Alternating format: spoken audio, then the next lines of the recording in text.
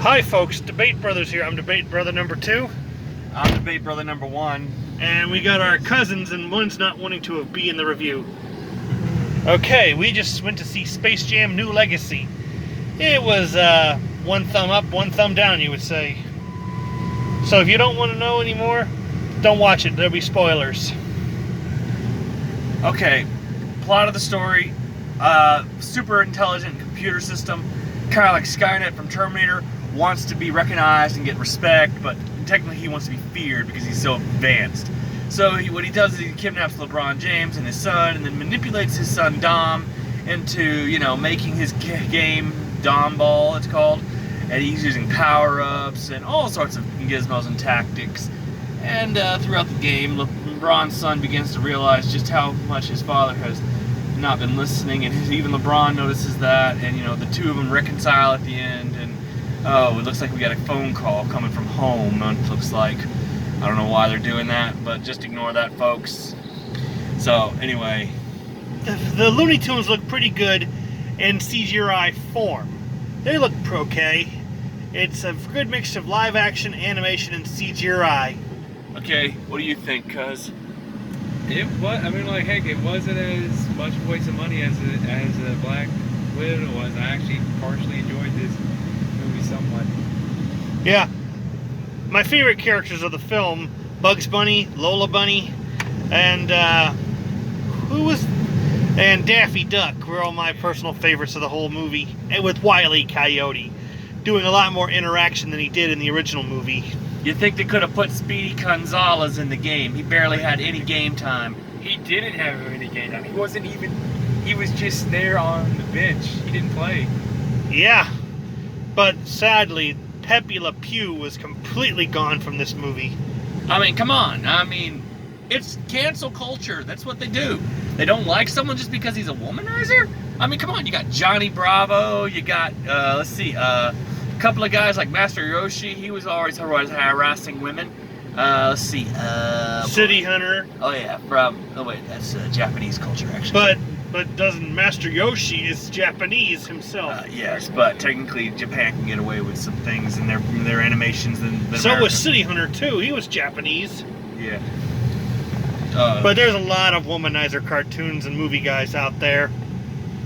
So why cancel Pepe? But that's up to others to try to bring him back. Anyway, the game that was the final game was pretty funny, and they made us think Bugs Bunny died for good. But he made it clear, like they said in Who Framed Roger Rabbit, he's a toon. He can drop anything on his head and he'll shake it off. Same thing went for Bugs. He gets deleted, but he comes back. He ain't that easy since he's a toon. Plus, nothing can kill Bugs Bunny except for in Family Guy. Yeah. What do you have to say about that idea? They proved it. They also made it very, very confusing because you actually thought he did die. He didn't die. Yeah. Alright, so we're going to now talk about quickly all the Easter eggs. You can see so many characters from the movies and TV series, but some of those characters aren't even owned by Warner Brothers. I don't know how they got the rights to use those guys, but they're there. Yeah, you had the Batmans, you had the Jokers, you had the Matrix characters, you had the Wizard of Oz, you had Iron Giant, King Kong, but Godzilla didn't appear, because even though he's now Warner Brothers in a way, and you had many of the Supermans and the Warner Brothers. All the old Hanna-Barbera cartoon characters. Except for the SWAT cats, we couldn't see them anywhere. Yeah, they didn't even bring the Road Rovers or the Lunatics.